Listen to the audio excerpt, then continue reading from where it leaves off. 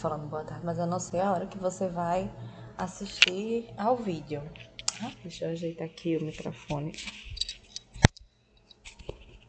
Não sei exatamente a hora que você vai assistir ao vídeo, mas seja bem-vindo, seja bem-vinda à aula, tá? Esse material de hoje é correspondente à disciplina, ao componente curricular Concepções sobre o Ato de Estudar, do primeiro período do curso de enfermagem da UERN.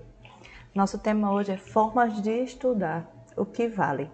Então vamos falar um pouquinho sobre estratégias de estudo que possam ser mais eficazes do que outras que são tidas como fundamentais ou predominantes no mundo da academia.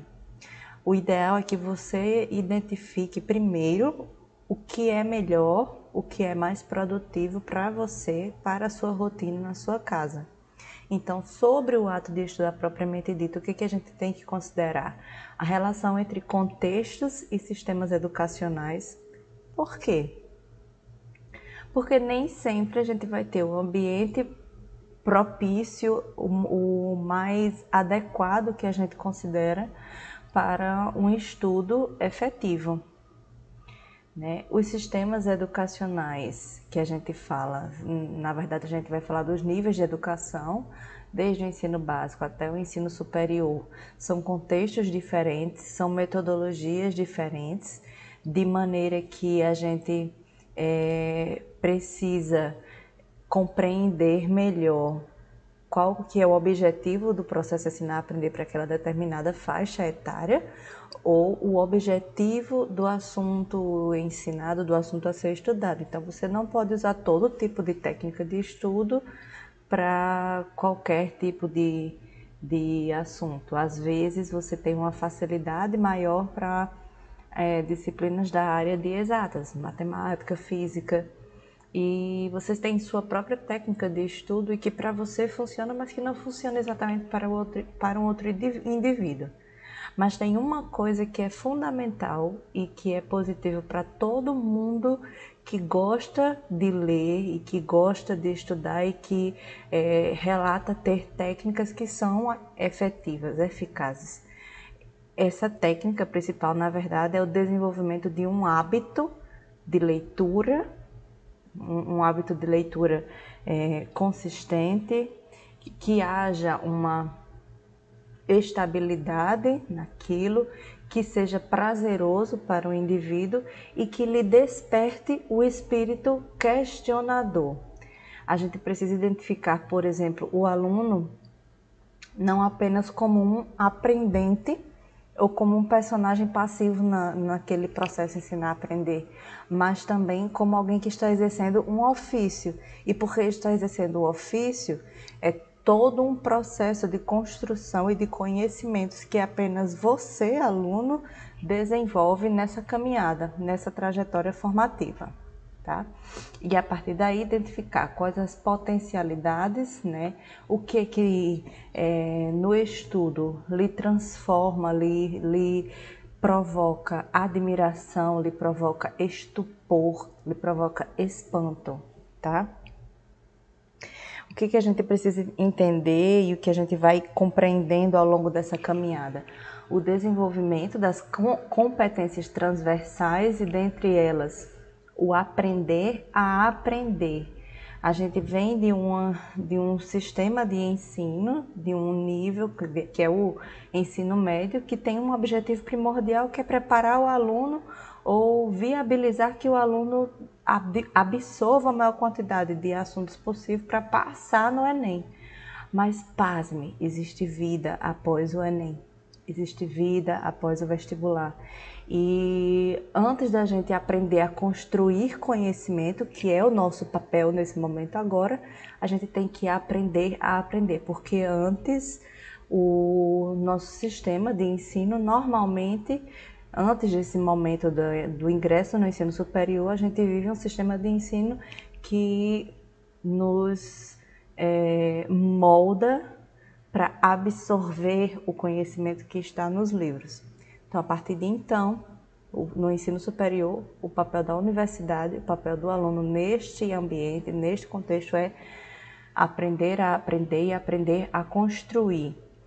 Então a gente tem as etapas do processo de assimilação cultural, que é uma nova fase da vida, entrada na adultez, por exemplo, em que vários conflitos internos dessa transição vão se manifestando.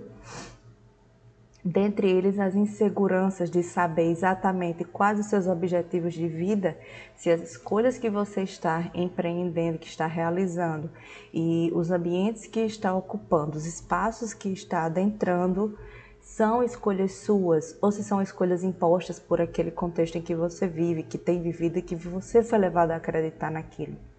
Então, o ser humano é composto, ele é primordialmente caracterizado pela expressão de desejos e tentativa e caminhada e busca de realização desses desejos. E, na maioria das vezes, esse desejo pode ser a busca pelo autoconhecimento, tão somente, ou o desejo de ajudar outras pessoas, ou o desejo de transformar o mundo funcionalmente falando. Então, tudo isso é representativo das diferentes áreas do conhecimento, das diferentes áreas de formação.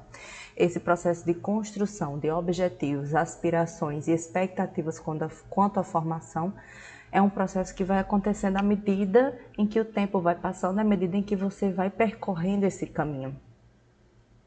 E a partir disso, a construção lógica de raciocínio, que vai ser o conjunto de saberes e fazeres característicos da formação em que você se encontra.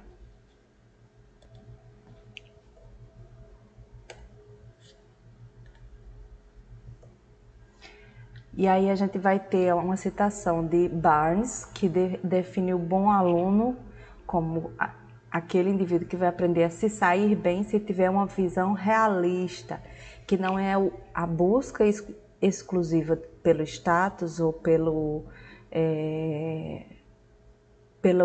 imaginário que nos é incutido com relação à profissão. Em enfermagem, por exemplo, ela é permeada de pensares, de impressões e de concepções sociais que nos levam a acreditar que a gente vai exercer aquela profissão daquela maneira ou com aquelas características. E à medida que a gente percorre a formação, a gente vai entender que o processo de trabalho é outra coisa, é outro completamente diferente. Então, o sucesso nos estudos depende de delinear o retorno que irá ajudá-lo. Então, para ter controle do seu estudo, você tem que fazer escolhas e organizar os seus hábitos. Ter o controle dos estudos implica a necessidade de conhecer os requisitos do curso. E os requisitos do curso passam pelo processo de conhecer o projeto pedagógico de curso. Esse processo de formação implica em desconstruir essas concepções anteriores que a gente tem, construir outras, mas, sobretudo, o ato de estudar requer disciplina, diligência, resiliência, autocrítica, autoavaliação constante, porque não estamos mais em nenhum momento no processo de formação como ser humano, como cidadão, como um ser no mundo em constante devir, se a gente só esperar uma regulação externa. O indivíduo, o estudante, o ofício do aluno é se autopoliciar e construir a sua trajetória, ser um protagonista desse processo, ensinar a aprender. Então, nós temos dois modos de estudar. Nós temos o modo aquisitivo, que é a obtenção, a busca pelo conhecimento, e é muito característica dessa geração Z, a geração de vocês, a busca autônoma, modos autodidatas de aprender. E outro modo de estudar vai ser o modo interativo, quando a gente compartilha com outros o que a gente sabe e recebe do outro que o outro compartilha. Então, a gente vai ter, desse processo de aprendizado, 3 importantes aspectos que vão ser a atenção, que é um exercício constante, e para se chegar a um estado de atenção e concentração, requer o hábito, requer o exercício, requer a preocupação, tá? Memória, que vai ser o processo de fixação, não é de aquisição de conhecimento, mas de associação, de consolidação daquele saber devido a determinados processos cognitivos de diferentes áreas, né, que estão muito associados, que estão muito relacionados também à afetividade do indivíduo. A gente tem esses três elementos que são fundamentais no processo de aprendizagem: a atenção, a memória e a associação de ideias. A capacidade de associar ideias, ela está intimamente relacionada e ela é um produto do processo de interdisciplinaridade. Para a consolidação da memória, a nível de sistema nervoso central, e como o sistema nervoso central se desliga de distrações, o processo de estabelecimento da atenção diz respeito a processos associativos internos a nível do tálamo visual e tálamo auditivo, porque os sentidos, sobretudo visual e auditivo, recebem os estímulos do meio externo e através do processo de transdução do sinal, esse potencial de ação e essas sinapses até as regiões mais internas do encéfalo, onde elas são captadas e processadas por diferentes outras áreas, como no caso córtex pré-frontal, gânglios basais e núcleo reticular talâmico, certo? São regiões específicas do processamento da informação relacionadas à atenção. Quando eu tenho a relação dessas regiões de associação sensorial com processos de afetividade, que a gente pode até chamar de memória afetiva, determinado lugar, determinados cheiros, determinada música, determinada cor, determinado tipo de roupa, por exemplo, que nos faz lembrar pessoas, momentos, coisas boas ou coisas ruins. Então, tudo isso está muito intimamente atrelado à consolidação da memória. Por isso que todo o processo de aprendizado que tem como base a afetividade ou elementos que sejam positivos para o indivíduo, eles vão ter uma possibilidade de desenvolvimento, de consolidação do aprendizado mais intenso. Quer um outro exemplo? Vamos aqui conhecer esse modelo aqui. Então vamos aqui. Esse site que eu uso é o Sketchfab, tá? Ele nos dá modelos em 3D que a gente pode manipular de diferentes maneiras, certo? Aqui a gente vai ter a demonstração das regiões mais internas do sistema nervoso central. Nosso cérebro não é apenas essa região externa que a gente chama de massa cinzenta. Isso vocês vão vendo mais na caminhada. Onde eu quero chegar? O processo de consolidação da memória é muito dependente dessas regiões aqui mais coloridinhas internas, que a gente chama de sistema límbico, que é o sistema responsável pelo processamento dos impulsos, sobretudo afetos, emoções, tá? Então, as regiões mais relacionadas à formação de memória do aprendizado: o tálamo, aqui em azul, o hipocampo, a região do sistema nervoso central responsável pelo processamento da memória, sobretudo, predominantemente o hipocampo, relacionado a outros córtices, outras regiões do córtex, tá? Hipocampo, amígdalas, que estão mais localizadas mais frontalmente ao hipocampo, tá? Era principalmente isso aqui que eu gostaria de falar. E sua relação com outras regiões, como córtex frontal, orbitofrontal, tá? E áreas associativas, córtex auditivo, certo? Região de processamento da fala e de compreensão da fala, memória de curto prazo, de médio prazo, de longo prazo, certo? E a gente tem diferentes regiões que são predominantemente relacionadas a determinadas funções. Veja bem, não existe uma região específica para cada função. Existe a associação de diferentes conjuntos de redes de neurônios para a execução de determinadas ações, o processamento de determinadas funções, tá, gente? Isso já é conhecido, já é consolidado para esse século XXI.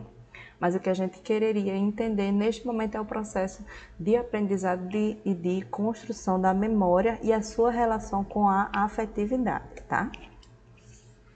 Aqui.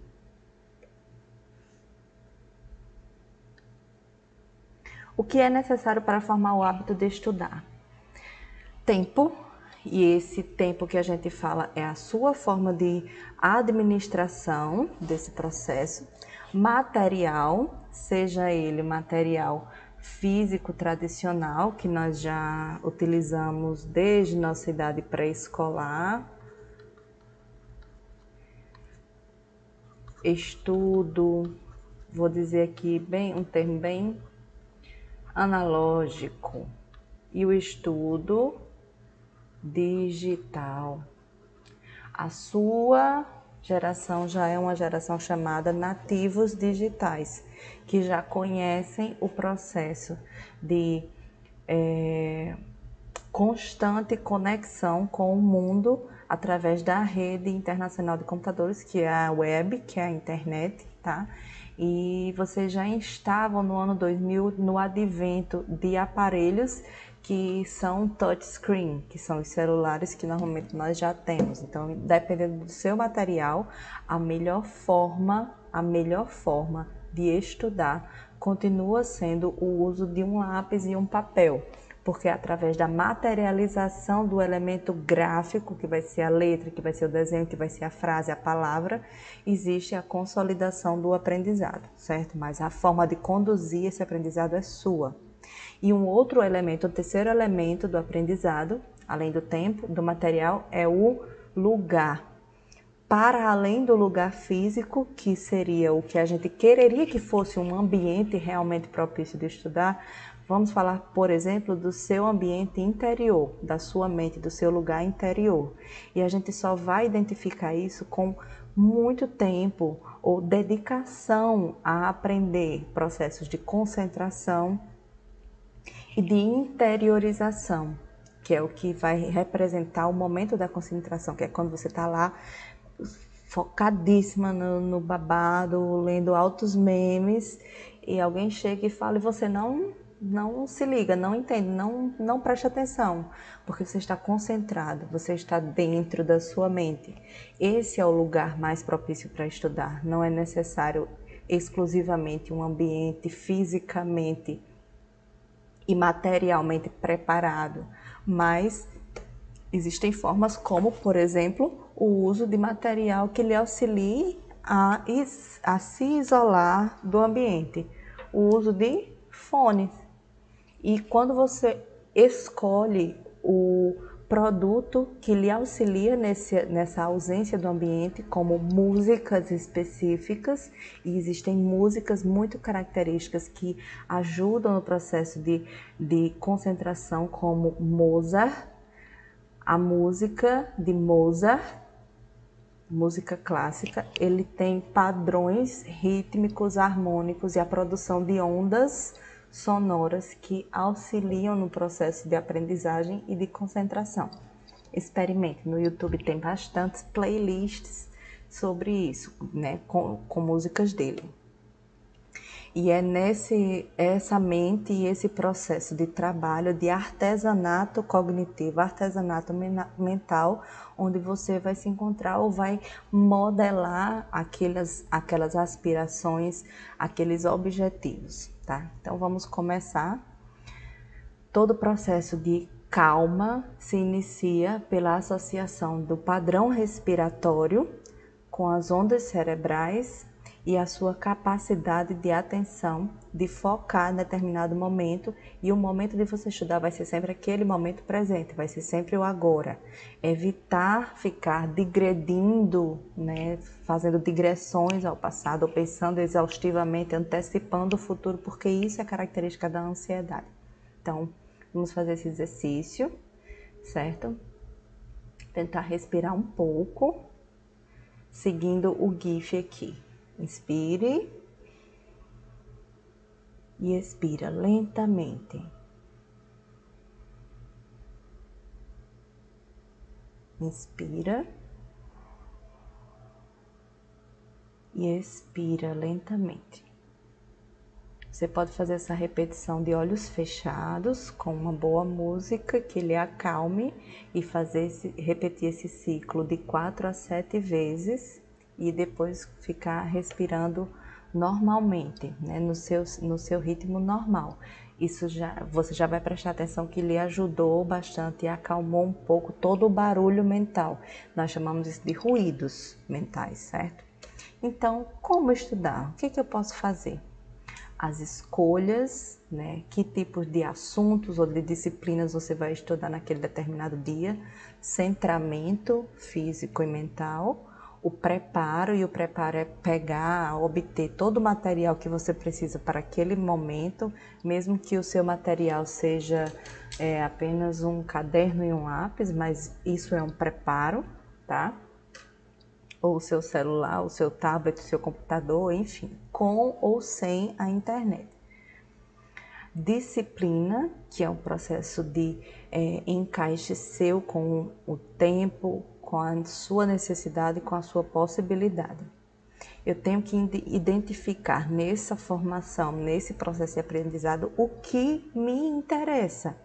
É muito difícil estudar algo que não lhe dá prazer ou que não lhe desperta curiosidade. O ato de estudar prazeroso é o ato de estudar que desperta e produz continuamente curiosidade, prazer, admiração e senso de descoberta do mundo, porque isso que é o que faz parte do processo científico. Identifique o que lhe interessa e o que naquele assunto, naquele contexto, lhe desperta algum tipo de memória afetiva ou possibilidade afetiva. Que relação existe ou pode existir entre aquilo que me interessa e a circunstância, aquilo que tenho que estudar? Estabeleça uma meta, um objetivo pessoal, né? O pensamento, a memorização, a visualização de um momento futuro de estabilidade, de paz, de satisfação pessoal, porque a formação e o trabalho precisam ser também elementos de transformação, não só do meio que lhe permeia, que lhe rodeia, mas de transformação individual e de satisfação. Você se sente bem, você consegue se ver, se visualizar daqui a determinado tempo, sentindo prazer com o que faz, se sentindo realizado ou realizada com as pessoas ao seu redor. Não estou falando especificamente do processo de trabalho ou de relações trabalhistas ou de carga de trabalho. Estou falando das minúcias do pensamento, da descoberta, do estudo, de ler. Isso lhe interessa? Então já estamos caminhando muito bem no nosso estudo de hoje. O estudo afetivo, que eu falo sempre, vai ser o estudo que seja permeado por diligência, ou seja, sua capacidade de direcionar bem os objetivos e se colocar como protagonista desse processo, a capacidade de questionamento, sempre e toda a informação que se lhe apresenta. Levante perguntas, levante questões, problematize. Não tem problema viajar na problematização, porque nós estamos na era da problematização, mas antes disso estamos na era da pós-verdade. Então, sobre toda a informação que se apresenta a nós, é preciso questionar. Por que isso está aparecendo para mim? Por que eu estou lendo essa manchete? O que é isso? Como isso acontece? Por que isso se desenvolveu? O senso crítico é fundamental para a formação de um indivíduo que tem a capacidade de conectar uma informação a outra, tá? Autocrítica e ter a capacidade de receber crítica, porque se você não tem essa capacidade de receber crítica, você não vai ter capacidade de aceitar os nãos e as sugestões de editores de revistas, de periódicos para onde você vai tentar publicar, porque nós vamos falar a importância ainda da publicação no ensino superior. interesse pelo estudo e a importância do estudo. Quem tem que entender esse processo é você mesmo. Então, eu trago essa frase aqui de Montesquieu. O estudo foi para mim um remédio soberano contra os desgostos da vida, não havendo nenhum desgosto de que uma hora de leitura não me tenha consolado. Por quê? Porque se você desenvolve o hábito da leitura, você consegue se ausentar de qualquer momento desgostoso, de qualquer frustração, de qualquer problema. O ato e o hábito da leitura nos auxilia na resolução de problemas e na resiliência diante de situações contraditórias e conflitantes da realidade. Formas de estudar. Se ligue. Se você se dá melhor com uma ou com outra, depende do seu hábito de estudo. Algumas, para alguns tipos de pessoa, têm menos eficácia, outras têm maior eficácia, mas nós vamos falar por quê, ok?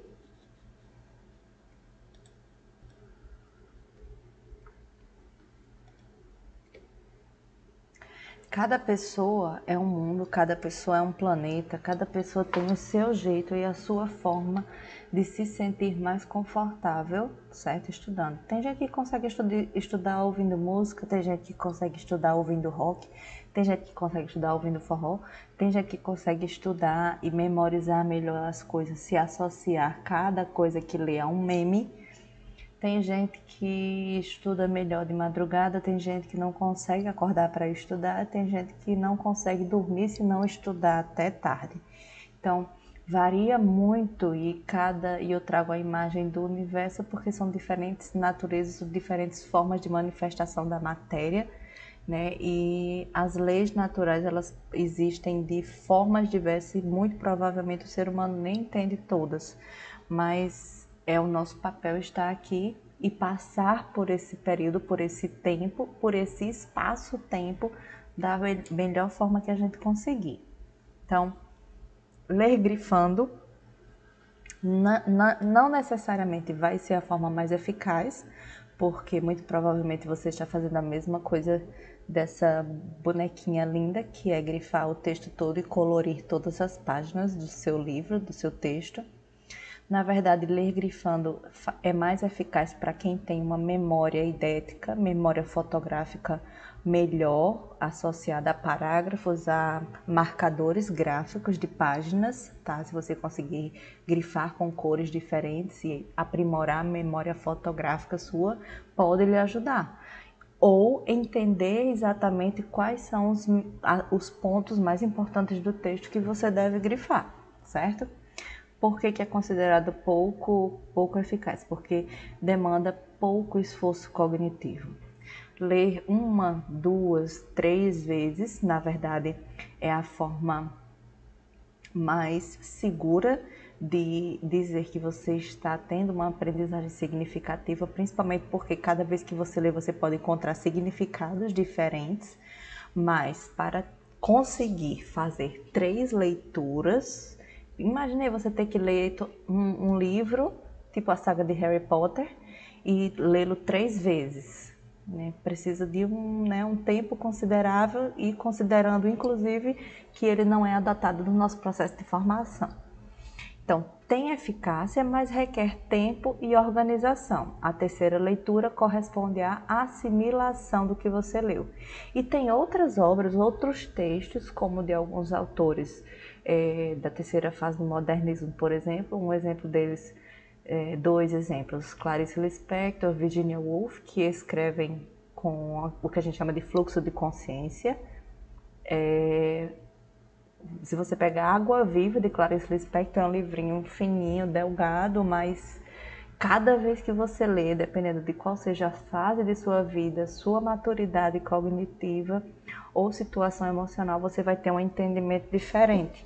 Então, são experiências variadas com o mesmo objeto. Então, nem sempre ler 3 vezes vai lhe dar uma consolidação do que aquele autor está dizendo, do que aquele material está lhe dando. Lembre do fator tempo, que é uma questão de organização sua.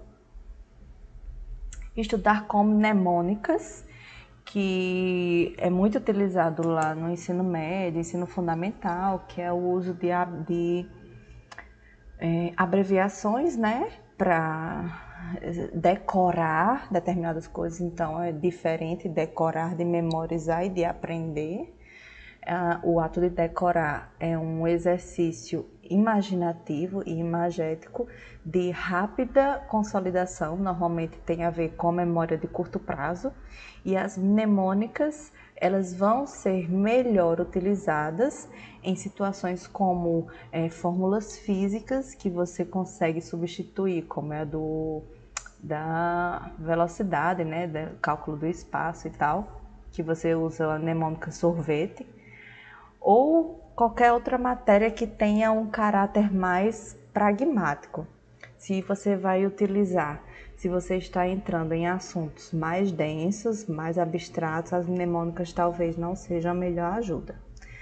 Visualização, que é uma técnica que o pessoal propõe bastante, ela vai ser efetiva em processos, em frases e leituras de tópicos que você consegue transformar em objetos, né, imaginativos.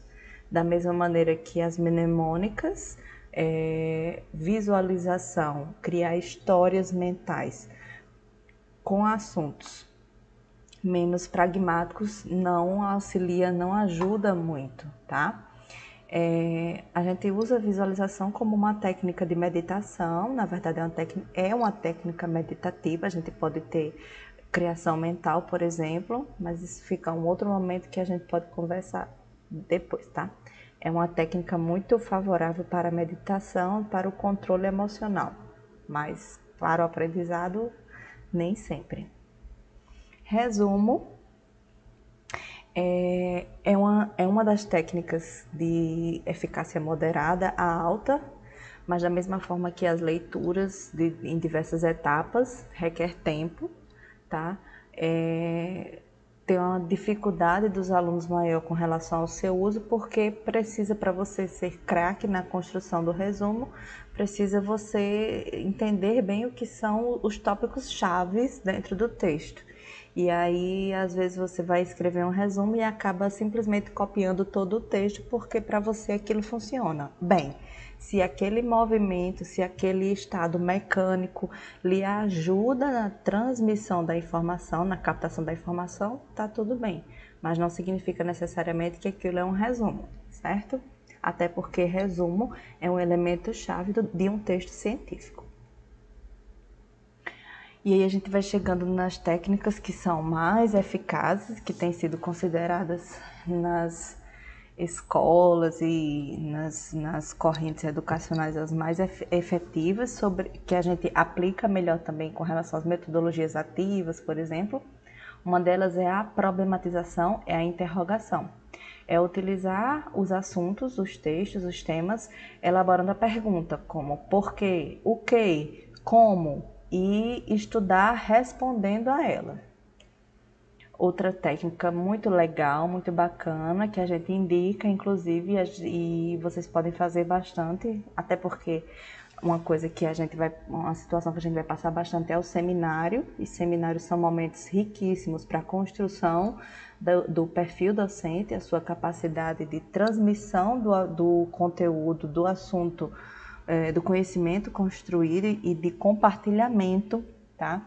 Então, no seminário a gente identifica postura, expressão, tá? Então, ler em voz alta, conversar consigo mesmo, ensaiar em frente ao espelho. Tente não parecer muito exaltado, né? Tente não ensaiar na frente de outras pessoas, mas essa técnica da autoexplicação é muito bacana, é muito interessante. Você pode, inclusive, estudar lendo em voz alta. O estudo intercalado é uma técnica que tem sido considerada uma das mais eficazes, se não a de melhor receptividade entre os alunos, que é o estabelecimento de horários para estudo e de alternância entre disciplinas, não ultrapassando um tempo máximo de 2 horas por disciplina, né? E aí você elege ao longo do dia, dos horários, os assuntos ou disciplinas que casam melhor com você e que você tenha graus de dificuldade maior. Obviamente que você não vai colocar 3 disciplinas que você está tendo muita dificuldade, porque dá uma leve piradinha, não é legal. Então, o estudo intercalado pressupõe você utilizar diferentes disciplinas de diferentes graus de complexidade, e isso ajuda, inclusive, a evitar que você acumule assunto, acumule as atividades, que é o que eu venho dizendo desde o começo: tentem não acumular as atividades.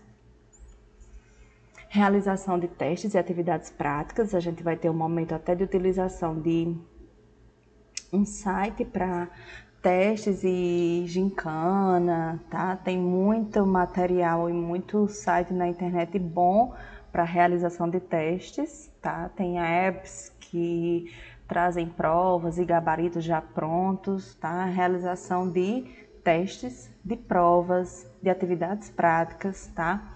Reproduz os assuntos discutidos em sala de aula, aprimora a memória de procedimentos e pode controlar o tempo, que você pode controlar o tempo de realização da atividade e buscar respostas mais adequadas. Tudo isso, gente, depende da sua forma, da sua receptividade com relação ao assunto, e nós vamos considerar sempre as 9 inteligências, que a gente chama as múltiplas inteligências de Gardner, que a gente vai ter a inteligência corporal sinestésica, que é a capacidade e a destreza na coordenação de corpo e mente. Inteligência espacial, que é a capacidade, quando o indivíduo tem uma facilidade maior de visualização espacial, visualizar as coisas em 3D. Tem gente que simplesmente não tem essa capacidade, tem dificuldade de profundidade, de distanciamento, de espaço.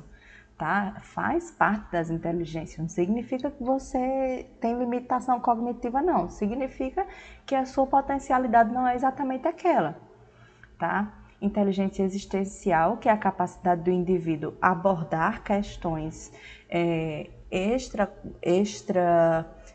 humanas, de questionar-se e identificar um sentido para a vida, ou por que estamos aqui, ou né, é uma inteligência que levanta muito mais questões, é muito da área da filosofia, por exemplo. Inteligência interpessoal, e a gente pode chamar de inteligência emocional também, que é a compreensão dos sentimentos das pessoas, a motivação e a capacidade de lidar com as diferenças entre as pessoas. Inteligência intrapessoal, inteligência linguística, quando existe um domínio maior dos signos de linguagem, tá? O uso de palavras, de texto, a pessoa tem uma facilidade maior para escrever, uma facilidade maior para compreender textos escritos. Inteligência lógico-matemática, capacidade de quantificar coisas, de elaborar hipóteses, de comprovar essas hipóteses. Inteligência musical, são aqueles indivíduos que têm uma capacidade maior de memorizar, de adentrar ritmos, harmonias, de aprender instrumentos, de compor músicas. Inteligência naturalista, que tem um entendimento, que tem uma compreensão maior de coisas vivas, consegue ler e se relacionar melhor com a natureza e ter uma visão ecológica da vida na Terra mais positiva, né? A gente tem uma fórmula geral para a eficácia do estudo, que a gente vai chamar de TRE, seria o tempo real de estudo, que vamos dizer que é a multiplicação ou somatório de todos os elementos. Tempo horário de estudo, que é o número de horas que você passa estudando, o seu nível de concentração, e dependendo do seu nível de concentração, sua produtividade vai ser sempre mais alta, e a qualidade do estudo. A qualidade do estudo vai dizer respeito ao material, ao aumento de sua capacidade, não apenas de concentração, mas de assimilação do conteúdo estudado. Isso pode ou não estar relacionado ao seu conhecimento prévio, né, daquele conteúdo, daquele assunto. Então, estudar efetivamente é igual ao número de horas aproveitadas e não ao número de horas que você abriu um livro e leu. Porque às vezes você está lá lendo e você passa direto uma página, 2 páginas, 3 páginas, 4 páginas, você está lembrando do episódio da novela, aí não vou voltar porque eu não sei mais o que eu estou lendo, não estou entendendo. É muito comum, é muito normal isso acontecer e depende muito do nível de concentração. Ganhe tempo. Infelizmente não temos essa tecnologia ainda. Quem sabe, quem entendeu, a interdisciplinaridade entender. Quem não entendeu vai entender, porque a gente ainda vai falar muito sobre isso. Tempo é uma dimensão que nós não conseguimos controlar ainda, mas podemos administrar melhor a forma de usá-lo e de aplicá-lo. Então, faça um quadro de horários, mantenha o local de estudo arrumado, a organização do ambiente reflete na organização da mente. Busque e junte antecipadamente todo o material necessário. Diga não quando for preciso, e o dizer não é dizer não para os amigos, dizer não para o crush, dizer não para as redes sociais, dizer não para o Twitter, dizer não para o Facebook, dizer não para várias situações, de sair para beber, de sair para... enfim. Diga não quando for preciso, identifique muito mais que é preciso estabelecer as prioridades para a nossa vida e entender que existem épocas, existem fases em que a gente meio que cede mais e faz concessões e renúncias, porque a gente estabelece aquilo que a gente falou lá no início, as necessidades de estabelecimento dos objetivos, né? Estude de porta fechada, use o horário das refeições para relaxamento, não leve estudo e trabalho para a cama, porque o seu subconsciente começa a interpretar aquele espaço físico da cama, estou falando literalmente a cama, como um lugar de vigília, e você vai ter mais dificuldade de adormecer, além da tela azul que gera reflexos e transdução do sinal visual e de diminuição na produção de melatonina, tá bom?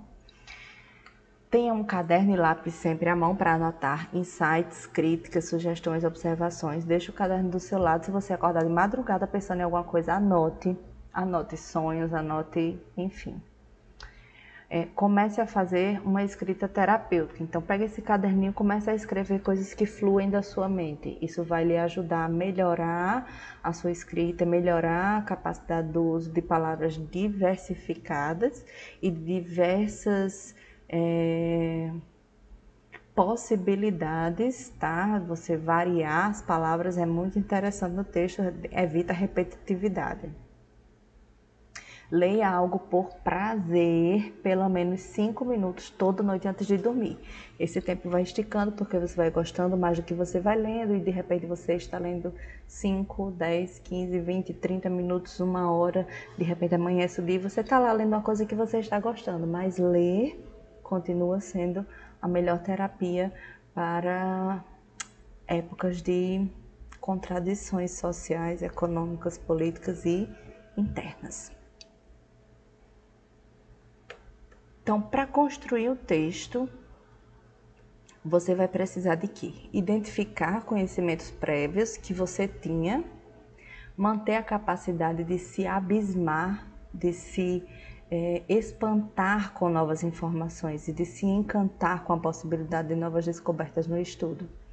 Elabore novas perguntas, use um dicionário ou o Google. Na verdade, o Google acaba sendo o nosso melhor amigo, principalmente quando a gente aprende a buscar as coisas nele. Aplique o seu conhecimento de mundo naquela construção. Evite juízo de valor e julgamentos para a escrita científica, porque nela o juízo de valor não confere credibilidade. Então, o que é um texto científico e como ele nasce? Vamos abrir todos os pontinhos, porque eu não me conformo em ficar só em um. Existem etapas para a construção do conhecimento. Essas etapas passam pela fase de socialização do que a gente constrói enquanto ciência. Então, nós temos algumas etapas iniciais, né, que constituem o desenvolvimento de uma pesquisa, e toda pesquisa se inicia pela identificação de um problema, de um incômodo da realidade, tá? Então, identificar o problema, né, com a devida fundamentação científica. Eu identifico um problema da realidade e realizo uma pergunta sobre ele. E a partir dessa pergunta, eu faço a busca na internet, nas bases de dados, sobre aquele determinado assunto. Mas o problema não vai ser exatamente a melhor coisa da vida não são as respostas que a gente encontra, mas é a forma como a gente constrói as perguntas. E elas carregam junto consigo as palavras-chave que a gente tem que saber procurar também. Então, sua transformação em questões e hipóteses, você vai levantar hipóteses ou pressupostos do porquê que aquele problema se apresenta na realidade, selecionar uma estratégia para abordá-lo, que se chama metodologia, e operacionalizar essa abordagem, essa metodologia. Analisar os achados ou analisar os dados que você coletou, corroborar ou não aquelas hipóteses que você tinha elaborado lá no início junto com a pergunta, né? Analisar com a corroboração ou não, analisada, discutida, correlacionada, exaurida, tipo esgotada de todas as possibilidades metodológicas da expectativa que se tinha a priori. Se eu estou confirmando uma pergunta do problema ou se eu estou refutando esta hipótese.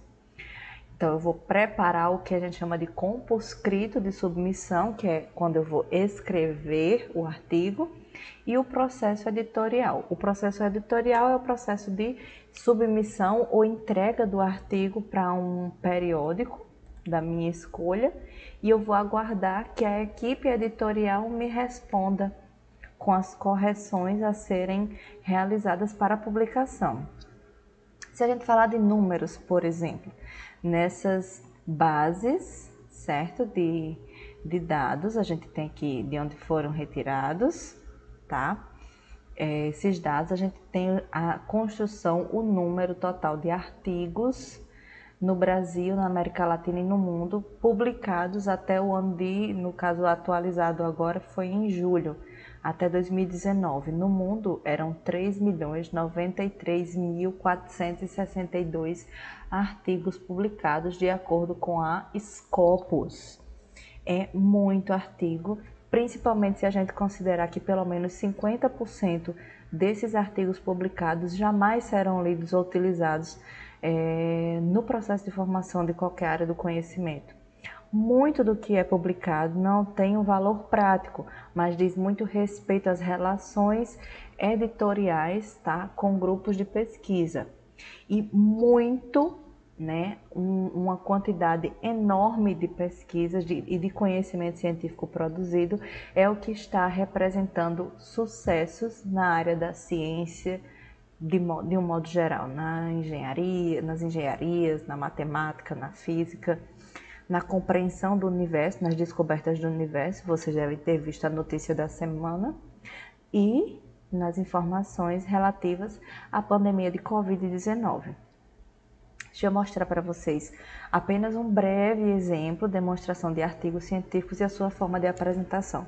Como que o artigo científico se apresenta esteticamente?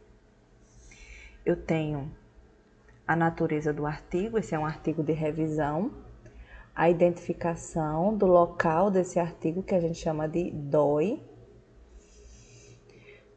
o logo ou o nome do periódico,